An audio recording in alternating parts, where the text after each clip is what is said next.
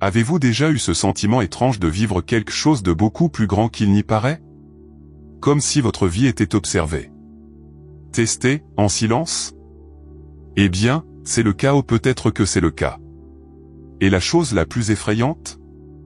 La plupart des gens n'en ont aucune idée. Il y a un groupe mystérieux mentionné dans la Bible, connu sous le nom de 144 000 élus. Et contrairement à ce que beaucoup pensent, ils ne se cachent pas dans les montagnes, en tunique. Ils sont dans le monde.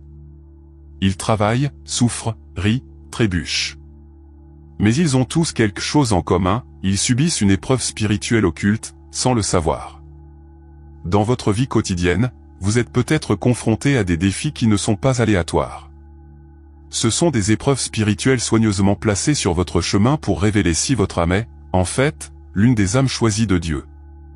Ce n'est pas une question de religion, c'est une question de but. Il ne s'agit pas de croire en des dogmes, il s'agit de s'éveiller à quelque chose qui palpite en vous depuis votre naissance. Et le plus surprenant? Il y a des signes de l'appel divin qui apparaissent tout le temps, vous avez juste besoin d'apprendre à les repérer. Ce contenu vous montrera tout ce dont presque personne ne parle.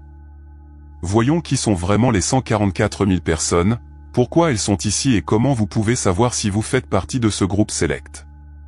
Préparez-vous à voir votre propre vie avec des yeux différents. Parce qu'à la fin, vous constaterez peut-être que vous êtes déjà testé. Et il ne l'a même pas remarqué. Il y a des passages dans les Écritures qui ressemblent plus à des énigmes qu'à des enseignements directs, et parmi eux, peu causent autant de mystère que la mention des 144 000 élus dans le livre de l'Apocalypse. Dans Apocalypse 7 et 14, ce nombre apparaît comme un groupe choisi, scellé par Dieu, qui porte une mission spirituelle unique à la fin des temps. La Bible et les 144 000 ne sont pas seulement une combinaison numérique et symbolique, ils sont une invitation voilée à une compréhension plus profonde. Ceux qui lisent superficiellement ne voient que des chiffres, ceux qui lisent avec l'esprit comprennent qu'il y a des signes cachés de l'appel divin. Ces élus de Dieu, selon le texte sacré, sont issus des 12 tribus d'Israël, ce qui soulève une question aiguë, s'agit-il d'une lignée littérale ou symbolique? De nombreux érudits, mystiques et spiritualistes suggèrent que ce nombre ne représente pas un décompte littéral, mais plutôt un symbole de la plénitude des âmes qui ont atteint un degré élevé de conscience spirituelle. Et c'est précisément la raison pour laquelle tant de gens se demandent, souvent en silence, qui sont les 144 000, après tout? Vivent-ils parmi nous? Sont-ils conscients de la mission spirituelle qu'ils portent? La chose la plus fascinante à propos de ce récit est qu'il semble se connecter avec d'autres parties de la Bible qui parlent de « reste », de ceux qui « ne se sont pas souillés », de ceux qui « suivent l'agneau partout où il va ». Ces expressions, répétées dans plusieurs livres, forment une mosaïque qui révèle le parcours des 144 000 à travers l'histoire. Ce n'est pas une coïncidence. C'est la norme. Et comme tout modèle spirituel, il y a un test spirituel caché derrière lui. Un type de sélection qui ne se fait pas avec des listes ou des votes, mais avec des attitudes et des transformations internes. Beaucoup de ceux qui se plongent dans cette étude finissent par se rendre compte que, tout au long de leur vie, ils ont fait face à des épreuves qui semblaient n'avoir aucun sens. La douleur, les pertes, les nouveaux départs ou des expériences qui déchirent l'âme, mais aussi la police. Et c'est là que l'idée d'une vocation commence à prendre forme. Ce sont des épreuves spirituelles silencieuses, souvent invisibles au monde extérieur, mais qui définissent l'intérieur. Le voyage de ces 144 000 élus est marqué par des signes subtils, mais indubitables pour ceux qui apprennent à observer. Et ceux qui commencent à observer commencent à changer. Parce qu'une fois que l'âme reconnaît un éveil spirituel, elle ne peut plus vivre en mode automatique. Mais avant cela, il se passe quelque chose de plus profond, quelque chose dont presque personne ne se rend compte, mais qui sépare ceux qui sont préparés de ceux qui ne font que vivre. Un processus interne, silencieux et profondément exigeant. Beaucoup imaginent les 144 000 élus comme des figures inaccessibles, presque mythiques. Mais la vérité est bien plus surprenante et humaine. Ces élus de Dieu n'ont pas nécessairement un visage angélique ou une vie sans erreur. Au contraire. Ce sont des âmes qui ont déjà porté de profondes blessures, mais qui ont décidé de ne pas être définis par elles. Ils sont parmi nous, le collègue qui a surmonté une dépendance en silence, la femme qui a pardonné à ceux qui l'ont trahi, le jeune homme qui a choisi le bien même quand personne ne regardait. C'est la marque de fabrique de l'élu, la capacité d'agir avec la lumière même au milieu de l'obscurité. Ces êtres spirituels, selon les anciennes traditions et aussi les visions ésotériques, appartiennent à des lignées d'âmes qui ont déjà traversé de nombreux cycles de vie. Ils sont connus pour leur intuition aiguisée, leur empathie accrue et un sentiment constant de ne pas appartenir à ce monde. Ils sentent qu'il y a quelque chose de plus grand qui les attend, même sans savoir ce que c'est. Cette épreuve spirituelle cachée que vous vivez quotidiennement est le filtre qui vous éloigne de la médiocrité. Ils ne recherchent pas la gloire, mais un but. Ils ne veulent pas plaire au monde, ils veulent servir en haut. Et c'est là que réside l'un des indices pour savoir qui sont les 144 000. Leur profil varie, mais il y a des motifs indubitables. Depuis l'enfance, ces élus portent une sensibilité peu commune. Ils pleuraient avec des injustices que personne ne voyait, ils percevaient des vérités que les adultes ignoraient. Beaucoup d'entre eux ont déjà vécu des expériences des éveils spirituels précoces, comme des rêves lucides, des visions ou des synchronicités récurrentes. C'est comme si l'univers ne murmurait des secrets qu'à eux. Et dans chacune de ces expériences, il y a les signes de l'appel divin, ceux qui ne crient pas, mais qui touchent profondément. Il n'est pas rare que ces 144 000 soient dans des professions d'aide, thérapeutes, enseignants, chefs spirituels, artistes. Mais ils ne se limitent pas à cela. Beaucoup occupent des postes ordinaires, mènent une vie discrète, accomplissant tranquillement leur mission spirituelle. La différence réside dans la façon dont ils le font, pas dans ce qu'ils font. Même quelqu'un qui balaye une rue, s'il le fait avec amour, conscience et présence, peut marcher sur le chemin de 144 000. Ce n'est pas une question de statut. C'est une question d'essence. Et cette essence, elle ne peut pas être falsifiée. Elle vibre, elle attire, elle se reconnaît. Lorsque deux d'entre eux se rencontrent, sans même le savoir, il y a une connexion immédiate. Et cette connexion, petit à petit, commence à s'intensifier dans le monde. Mais tout le monde ne s'en rend pas compte. Parce que de voir ça, il faut être passé par les épreuves silencieuses qui vont suivre. Ce que peu de gens savent et encore moins comprennent, c'est qu'il y a une épreuve spirituelle cachée qui se déroule en plein jour. Il ne s'accompagne pas de questions claires ou de réponses visibles. Elle se révèle dans les petites décisions quotidiennes, dans les choix que nous faisons quand personne ne regarde. C'est le champ de bataille des 144 000 élus, les invisibles. C'est là que l'âme est polie. Chaque défi émotionnel, chaque dilemme éthique, chaque moment où une personne choisit la vérité plutôt que la commodité, est une étape dans ce test. Ce voyage est silencieux parce qu'il doit l'être. C'est à travers le silence intérieur que l'âme entend l'appel. Les épreuves spirituelles apparaissent comme des crises existentielles, des ruptures, un sentiment de vide ou, dans de nombreux cas, l'angoisse inexplicable de ne pas être à sa place. Beaucoup de ceux qui sont appelés ne savent même pas qu'ils sont testés. Et c'est ce qui rend le processus encore plus pur. Parce que ceux qui passent par là le font par amour de la vérité, et non par peur du châtiment. C'est la signature d'une âme choisie par Dieu. Prenons le cas de quelqu'un qui perd tout, emploi, relations, stabilité. La plupart des révoltes. Mais l'élu? Il plonge profondément. Questionne. Ça fait mal, bien sûr. Mais il sait qu'il y a quelque chose là-dedans. Il pense que c'est plus que de la malchance, c'est un entraînement de l'âme. Ce discernement ne s'apprend pas à l'école. Cela vient de l'intérieur. Et pour ceux qui sont attentifs, des signes spirituels apparaissent dans les endroits les plus improbables, dans une chanson, dans une rencontre inattendue, dans un sentiment de « j'ai déjà vécu cela ». Le test n'a pas de date limite, pas de diplôme à la fin. Cela se produit pendant que l'âme mûrit en silence. Il est courant, par exemple, qu'une personne qui passe par ce processus ressente l'urgence de changer, comme si le temps passait. Ceci est directement lié à la fin des temps, non pas au sens apocalyptique d'Hollywood, mais à la fin d'une ère intérieure. C'est l'effondrement de l'ancien moi. Et cet effondrement fait mal. Mais il réveille aussi. C'est le début de l'éveil spirituel, même s'il est encore subtil. Et lorsque ce réveil commence, il apporte avec lui un malaise persistant. Une envie de s'isoler, de tout remettre en question, de chercher des réponses. La vie commence à perdre sa saveur comme avant. Les relations, les habitudes, les lieux. Tout semble trop petit. Et c'est à ce moment-là que les panneaux commencent à crier. Plus de chuchotements. Ce sont des appels. Et ceux qui écoutent, même sans comprendre, sont déjà préparés à quelque chose de plus grand. Avez-vous déjà eu l'impression que quelque chose de plus grand vous observait de loin, attendant le bon moment pour vous réveiller? C'est l'un des signes de l'appel divin que beaucoup ignorent ou classent comme une coïncidence. Mais ce n'est pas le cas. Dans la vraie vie, les appels ne sont pas accompagnés de trompettes ou de lumières clignotantes dans le ciel. Ils surgissent discrètement, dans un malaise constant avec la vie ordinaire, dans une sensibilité soudaine à la souffrance des autres, ou dans ce sentiment que leur mission dans ce monde est encore à venir. Ce sont les premiers murmures que son âme pourrait être l'une des 144 000 choisis. La personne commence à se rendre compte qu'elle n'a plus sa place dans des endroits qui semblaient juste autrefois. Cette fête bruyante, cette conversation futile, ce boulot qui ne paie que les factures. Tout cela perd son sens. C'est l'un des premiers symptômes de ceux qui traversent un éveil spirituel. Le cœur aspire à quelque chose de plus profond, à une vérité qui n'a pas encore été révélée.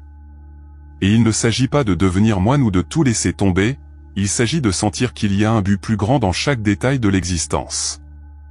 Ces signes spirituels peuvent également être accompagnés de symptômes physiques, fatigue extrême sans raison, insomnie intermittente, crise d'angoisse inexpliquée. De nombreux médecins vous diront que c'est du stress. Mais il y a des cas où le corps réagit à l'âme qui crie pour attirer l'attention. Pour ces personnes, la méditation, la lecture de livres tels que La prophétie de Célestin ou Le pouvoir du moment présent sont généralement des fenêtres qui révèlent l'invisible. Ce sont des outils qui aident à décoder le test spirituel occulte qui est déjà en cours. Un autre signe fort est l'émergence de synchronicité, des rencontres qui semblent orchestrées, des numéros répétés, des rêves prophétiques. Rien de tout cela n'est aléatoire. Ce sont des codes que l'univers utilise pour avertir, vous êtes en route. Les personnes qui reçoivent ce type d'appel ressentent souvent un mélange de peur et de curiosité, et c'est normal. L'âme reconnaît l'invitation, même si l'esprit essaie de la refuser. Et cette lutte intérieure est souvent le début de la mission spirituelle qui n'a pas encore été révélée. Mais les appels ne durent pas éternellement. Ils s'intensifient ou deviennent silencieux, selon la réponse du cœur. Par conséquent, ignorer ces signes peut être manquer une occasion rare, découvrir si vous êtes une âme choisie par Dieu. Et c'est là que les épreuves spirituelles deviennent inévitables, car plus on se rapproche de l'éveil, plus les luttes intérieures à venir deviennent intenses. Peu de gens imaginent le poids que porte une âme choisie par Dieu. La plupart ne voient que l'éclat de ce qui est sacré, mais oublient les ténèbres qui précèdent cette lumière. Les 144 000 élus, pour la plupart, traversent des épreuves spirituelles qui ne laissent pas de marques visibles, mais lacèrent à l'intérieur. Ce sont des rejets inexplicables, une solitude profonde, ce sentiment constant de n'appartenir à nulle part. Et le plus intrigant, beaucoup ne savent même pas pourquoi ils traversent tout cela, ou ils ont juste l'impression qu'il se passe quelque chose de plus grand dans les coulisses de la vie. La solitude, par exemple, n'est pas accidentelle. Cela fait partie du test spirituel occulte. Parce qu'avant de diriger les autres, l'élu doit apprendre à se diriger lui-même. Cela nécessite des périodes d'introspection, où même les amis les plus proches semblent distants. C'est comme si l'univers avait mis ses âmes en mode quarantaine spirituelle, les éloignant du bruit du monde afin qu'elles puissent entendre leur propre vérité. Et bien que cela fasse mal, c'est dans ce silence que naît le véritable éveil spirituel. Les rejets constants font également partie de ce cheminement. Les amis s'éloignent, les membres de la famille ne comprennent pas, les partenaires partent. Non pas parce que ces gens ont tort, mais parce qu'ils ne peuvent pas vibrer à la même fréquence que ceux qui sont en transition spirituelle. C'est courant parmi ceux qui marchent sur le chemin de 144 000. Et bien que cela ressemble à une punition, il s'agit en fait d'un ajustement. La vie emporte ce qui n'est plus utile, de sorte qu'il y a de la place pour le nouveau, même si le nouveau met du temps à arriver. Autre détail important, beaucoup d'élus de Dieu sont confrontés à des crises d'identité. Suis-je fou? Pourquoi tout me semble-t-il si superficiel? Ces questions les préoccupent. Et ils sont légitimes. Après tout, vivre dans un monde qui valorise l'extérieur, tandis que votre âme supplie pour un sens intérieur, est un immense défi. Le secret est de ne pas se perdre. Continuez, même sans carte, en faisant confiance aux signes spirituels qui apparaissent, parfois, quand on s'y attend le moins, ou dans un livre qui apparaît, dans une phrase d'un inconnu, dans une chanson qui joue au bon moment. Et c'est lorsque ces douleurs semblent insupportables que quelque chose commence à bouger à l'intérieur. Comme si une nouvelle version de lui-même était sur le point de naître. Ce n'est pas facile, ce n'est pas rapide. Mais c'est réel. Et c'est à ce moment précis que beaucoup reçoivent un cadeau, la clarté. La clarté qui précède le tournant. Parce qu'après toute cette souffrance silencieuse, vient le moment qui change tout, celui où l'âme s'éveille vraiment. Il y a un moment dans la vie de chaque âme choisie par Dieu où tout semble s'effondrer, mais cet effondrement n'est pas la fin. C'est le début. L'éveil spirituel se produit souvent sous la forme d'un tremblement de terre interne. Parfois, cela survient après la perte d'un être cher, une maladie grave, une profonde déception. C'est ce moment où la vie pousse si fort que vous ne pouvez pas revenir à ce que vous étiez. Et c'est précisément à ce point de rupture que beaucoup des 144 000 élus s'éveillent à ce qui a toujours été en eux, un appel plus grand, ancien, silencieux. Cet éveil ne s'accompagne pas d'un manuel. Il déconstruit. Tout ce qui semblait juste semble maintenant fragile. Les religions, les idéologies, même les certitudes les plus solides sont aujourd'hui remises en question. L'élu commence à chercher des vérités plus profondes. Et cette recherche n'est pas passive. Cela nécessite de l'action, lire des livres transformateurs comme le livre d'Urantia, étudier la Bible et les 144 000, pratiquer le silence intentionnel, écrire sur ses douleurs, où tout cela peut faire partie du processus. Ce qui était autrefois une routine devient un rite. L'ordinaire devient sacré. Le plus curieux, c'est qu'à ce tournant, des compétences qui étaient auparavant dormantes émergent également. L'intuition a fait surface, des rêves lucides, des prémonitions, une connexion intense avec la nature. Ce sont des signes spirituels que quelque chose à l'intérieur a changé. Et c'est alors que l'élu commence à se rendre compte qu'il n'est plus dans le monde, qu'il traverse le monde. Il voit des modèles, ressent des énergies, lit entre les lignes de la réalité. Et aussi solitaire que cela puisse paraître, c'est sur ce chemin que commence la véritable mission spirituelle. Mais attention, ce tournant n'est pas une fin. C'est un début déguisé. Un nouveau départ avec une nouvelle conscience. Et pour cela, il lui faut du courage. Parce que maintenant l'élu voit le monde avec des yeux nouveaux, mais le monde continue à le regarder avec les yeux de toujours. Cela crée une tension interne difficile à gérer. Et c'est à ce moment-là que beaucoup ont envie d'abandonner. Mais ceux qui comprennent le but persévérant. Parce qu'il sait que la douleur a une date limite, mais que la mission, elle est éternelle. Et cette mission commence à se manifester encore plus profondément lorsque la personne se rend compte qu'elle porte quelque chose d'invisible, un symbole, une énergie, une vibration différente. Quelque chose qui n'est pas facile à expliquer, mais que beaucoup ressentent. Et puis une question silencieuse mais inévitable commence à surgir, y a-t-il vraiment une marque des élus? On parle beaucoup d'une prétendue marque parmi les 144 000 élus. Certains imaginent des signes physiques, tels que des imperfections, des cicatrices, voire des codes génétiques uniques. Mais la vérité est plus subtile et beaucoup plus puissante. Cette marque des élus est rarement visible à l'œil nu. Elle se manifeste dans l'énergie, la présence, la fréquence vibratoire. C'est ce genre de personne qui entre dans un environnement et, sans dire un mot, change déjà le climat. Qui avec un regard transmet la paix, ou avec un silence profond dit plus que 1000 discours. Cette marque n'est pas un tatouage, c'est l'essence. Dans diverses traditions spirituelles, cette marque est décrite comme une aura distinctive, une lumière dans les yeux, une fermeté sereine dans les mots. Ce n'est pas un cadeau réservé aux gourous ou aux moines. Au contraire. Parfois, celle qui porte cette marque est cette simple dame que tout le monde respecte sans savoir pourquoi. Ou ce garçon qui écoute plus qu'il ne parle, mais quand il parle, il touche profondément. L'âme choisie par Dieu émane quelque chose de rare, l'intégrité. Et cette intégrité est le véritable sceau, quelque chose qui vibre à la fréquence du divin.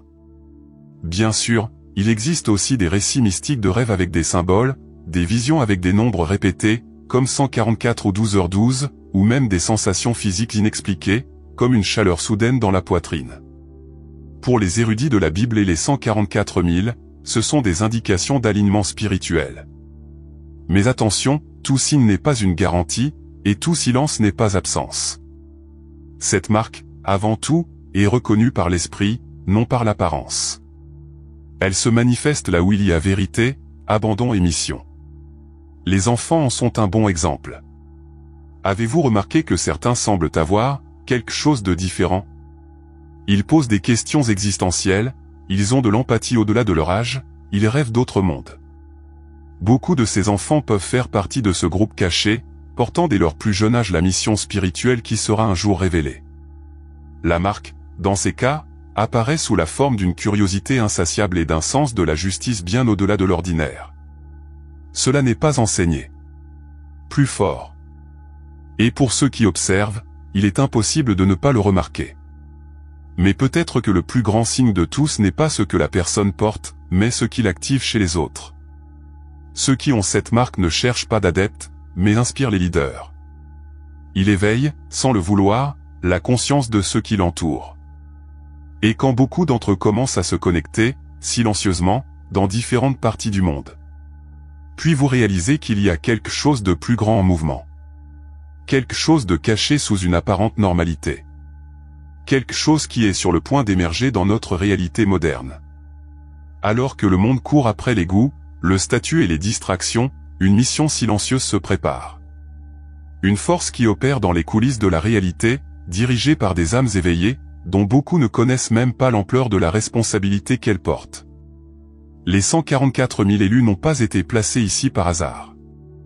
Ils ont un rôle crucial en cette période de transition, où le chaos semble régner, mais en fait, il ne fait que déblayer le terrain pour quelque chose de nouveau.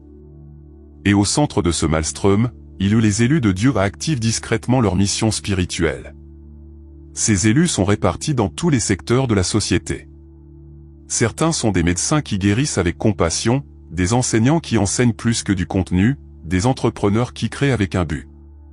D'autres sont anonymes, qui transforment chaque geste quotidien en acte de lumière. Ils ne portent pas d'insigne, mais ils ont une fréquence vibratoire qui trahit leur origine. C'est là la beauté et le mystère de la marque de l'élu, elle ne crie pas, mais transforme. Il ne convainc pas, mais il réveille. Et le monde moderne commence à s'en rendre compte. La vérité est que, derrière chaque crise, il y a une chance d'élévation. Les pandémies, les guerres, les effondrements sociaux, tout cela fait partie du scénario. Cela fait partie d'un appel collectif. Et c'est dans ce scénario que les 144 000 entrent en action. Non pas comme des sauveurs messianiques, mais comme les graines d'une nouvelle conscience. Le test spirituel occulte devient également collectif. Et ceux qui sont déjà passés par leur propre désert intérieur sont maintenant prêts à guider les autres avec sagesse, empathie et discernement.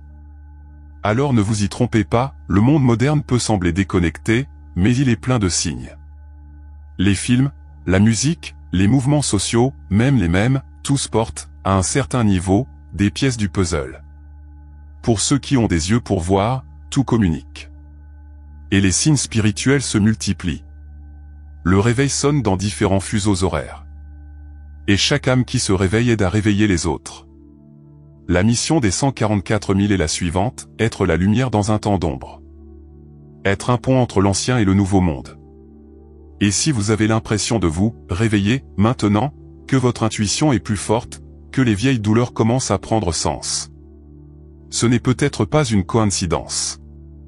Peut-être que cela fait partie du plan. Parce que ce chemin qui semble solitaire et étrange. C'est, en fait, le chemin des 144 000. Le chemin des 144 000 n'est pas pavé d'applaudissements ou de garanties.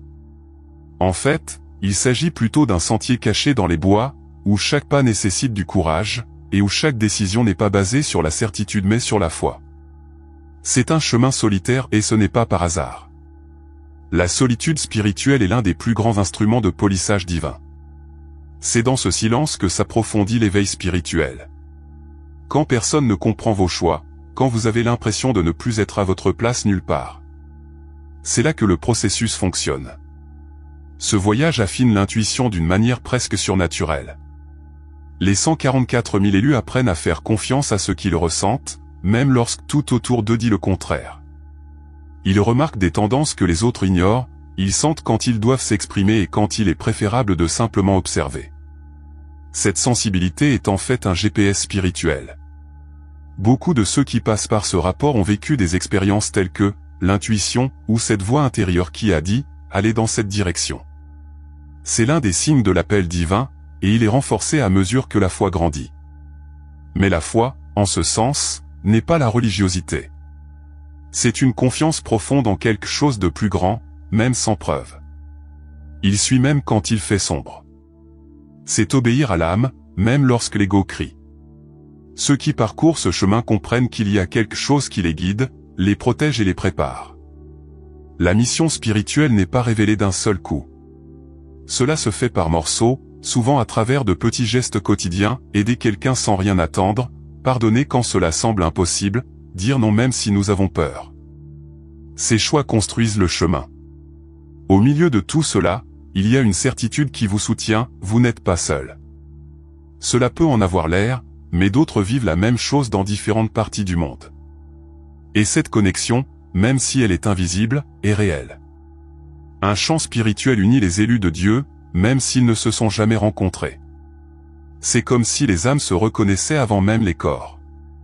Ce réseau silencieux s'agrandit, et plus il grandit, plus les signes spirituels s'intensifient dans le collectif. Et peut-être le plus percutant de tous, c'est se rendre compte que même si vous pensiez que vous ne faisiez que vivre, vous étiez déjà mis à l'épreuve. Peut-être il y a des années. Et je n'en avais aucune idée. Parce que le test spirituel occulte est comme ça, il commence quand vous vous y attendez le moins et il a peut-être déjà commencé dans votre vie en ce moment. Vous savez ce jour où tout semble mal tourner, et vous vous demandez, qu'est-ce que j'ai fait pour mériter cela? Peut-être. Vous êtes mis à l'épreuve. Sans le savoir. Le test spirituel occulte ne vient pas avec attention. Il ne dit pas, attention, c'est votre preuve. Elle se présente sous la forme d'un conflit avec quelqu'un de proche, dans la frustration d'un rêve différé, dans le silence d'une prière qui semble ne pas être entendue. Les 144 000 élus vivent constamment ce type d'épreuve, car ils ont besoin d'être façonnés pour quelque chose de plus grand. Chacune de vos réponses, même les plus petites, est observée. Non pas par le monde, mais par l'invisible. Cette épreuve est si subtile que beaucoup y vivent pendant des années, sans s'en rendre compte. Résistez-vous à l'ego ou vous abandonnez-vous à lui? Choisissez-vous la vérité ou le réconfort? Agissez-vous avec compassion même lorsque personne ne vous remercie? Ce sont ces micro-choix qui définissent la direction de l'âme. Le plus curieux, c'est que les signes spirituels sont partout, comme si l'univers disait « Réveillez-vous ». Ce n'est pas aléatoire. Un retard qui permet d'éviter un accident. Un « non » qui vous libère d'un fardeau. Une rencontre qui change tout. Ce sont toutes des parties du scénario que les élus de Dieu vivent en secret. Et ne pensez pas que vous devez être saint ou parfait. Le chemin des 144 000 est fait par des gens ordinaires avec des décisions extraordinaires. Des gens qui choisissent le bien même avec la peur. Qui pardonnent sans garantie. Qui aiment sans retour. La véritable mission spirituelle commence lorsque vous comprenez que chaque jour est une chance d'élever la vibration, même si personne ne le voit. Parce que Dieu voit. Et il n'éprouve pas pour punir, mais pour révéler qui est vraiment prêt. La plupart des gens attendent avec impatience un grand événement qui changera leur vie. Mais les élus le savent, le changement est dans les petites attitudes. Dans la façon dont vous parlez à un inconnu. Dans le temps que vous consacrez à écouter quelqu'un qui voulait juste être entendu. Dans les pensées que vous choisissez de nourrir. Tout cela fait partie du chemin des 144 000, un chemin qui commence sans que vous vous en rendiez compte, mais qui transforme tout lorsque vous comprenez. Alors, arrêtez-vous un instant et observez les situations que vous vivez aujourd'hui. Ce n'est peut-être pas une simple coïncidence. Et si tout cela faisait partie d'une excellente formation? Et si vous êtes déjà appelé? Et si votre âme est l'une de ces 144 000? Et ce texte est un autre signe. Si tout ce que vous avez entendu jusqu'à présent a fait battre votre cœur différemment, alors n'ignorez pas ce sentiment. Peut-être est-ce votre âme qui reconnaît une vérité ancienne, l'une de celles que vous ne lisez pas, que vous ne ressentez pas. Maintenant que vous en comprenez plus sur les 144 000 élus, sur le test spirituel occulté, sur les signes de l'appel divin, La grande question est, qu'allez-vous en faire? Vous reprendrez la routine comme si de rien n'était? Ou allez-vous commencer à surveiller les panneaux de plus près? Avez-vous vécu comme quelqu'un qui a été choisi par Dieu, ou comme quelqu'un qui survit? Vos décisions quotidiennes vous rapprochent de votre mission.